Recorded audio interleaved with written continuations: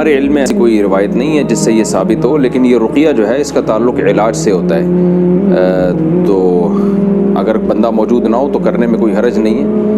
السلام علیکم میرے بھائیو، کیا حال چال ہے؟ امید کرتا ہوں سب خیریت سے ہو۔ الحمدللہ میں بھی ٹھیک ٹھاک ہوں۔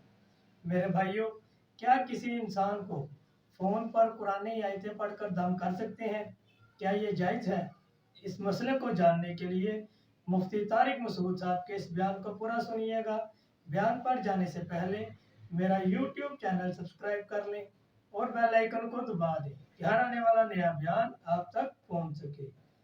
آئیے چلتے ہیں بیان کی طرف۔ کیا کسی شخص کا تصور کر کے اس پر قرآنی صورتوں کا دم کر سکتے ہیں؟ ہمارے علم میں ایسی کوئی روایت نہیں ہے جس سے یہ ثابت ہو، لیکن یہ رقیہ جو ہے اس کا تعلق علاج سے ہوتا ہے، تو اگر بندہ موجود نہ ہو تو کرنے میں کوئی حرج نہیں ہے۔ اللہ نے شفا دینی ہوگی دے دے گا، نہیں دینی ہوگی نہیں دے گا، لیکن آج کل یہ دھندا بنا ہوا ہے۔ عامل لوگ کیا کرتے ہیں، فون پہ دم کرتے ہوتے ہیں، اور تو ایسا کچھ بھی نہیں ہے۔ کسی بھی نیک آدمی سے آپ دم کروا سکتے ہیں، عاملوں سے تو دور بھاگیں آپ۔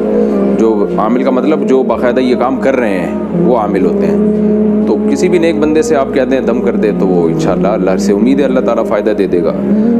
ویسے اصل دعا ہے، لوگ دعاؤں کو آج کل فوکس نہیں کر رہے اور دم اور رقیہ کو زیادہ فوکس کر رہے ہیں۔ دیکھ لیں میرے بھائیو، یہ جو آج کل ہم عاملوں کے پاس جاتے ہیں اور دم وغیرہ کراتے ہیں، آپ کسی بھی نیک انسان سے دم وغیرہ کروا سکتے ہیں۔